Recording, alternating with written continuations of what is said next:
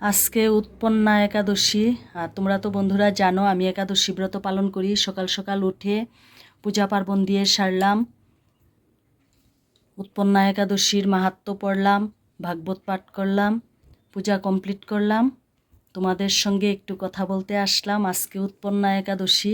উৎপন্না একাদশী, উৎপন্না হলো একজন কন্যার নাম।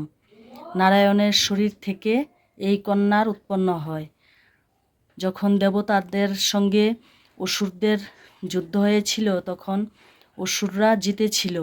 এটা অনেক বড় কাহিনী, তোমাদের সঙ্গে আমি সংক্ষিপ্ত আকারে বলছি। তখন নারায়ণও পরাজিত হয়েছিলেন। তারপর একটা বিশাল 87 না 84 কতটুকু জানি গভীর গুহাতে নারায়ণ গিয়ে শয়ন করেছিল। তখন ওই অসুররাজও গিয়ে নারায়ণকে দেখে ভাবলো যে নারায়ণ তো পরাজিত হয়ে শুয়ে পড়েছে, গভীর ঘুমে আচ্ছন্ন হয়ে আছে, এখন আমি নারায়ণকে সহজে বধ করতে পারবো। তখন নারায়ণের শরীর থেকে ওই কন্যা উৎপন্না।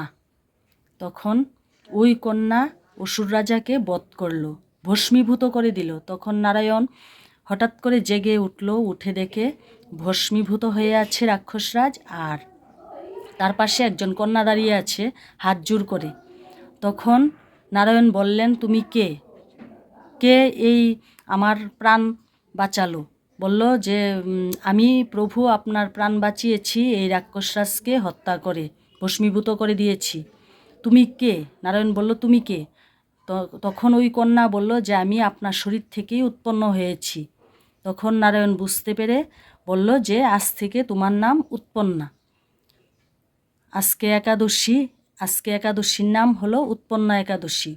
ওই অসুররাজকে দমন করেছিল উৎপন্না একাদশীর দিন, একাদশী তিথি ছিল ওই দিন। তার জন্য ওই কন্যার নাম উৎপন্না। আর একাদশীর দিন ছিল তারপর ওই একাদশীর দিনের নামও উৎপন্না একাদশী নারায়ণ শ্রীহরি দিয়েছিলেন। এই হলো সংক্ষিপ্ত, তোমাদের সঙ্গে একটু বললাম। কেমন লাগলো কমেন্টে অবশ্যই জানিও। আমি তো একাদশী পূজা পার্বণ নিয়ে থাকি, তোমরা জানো। ভালো লাগলে আমার ভিডিওটা শেয়ার করে দিও, আমার পাশে থেকো। নারায়ণ বলেছিল যে আজকের এই একাদশী যারা পালন করবে ভক্তি ভরে তারা গোলক ধামে চলে যাবে। প্রেম সে বলো রাধে রাধে।